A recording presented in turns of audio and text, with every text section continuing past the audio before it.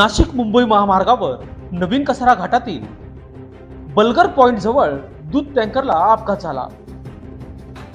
वेगावरील नियंत्रण सुटल्याने हा टँकर तब्बल 300 फूट दरीत कोसळला आहे. या घटनेत 5 जण ठार झाले असून 4 जण जखमी झाले आहेत.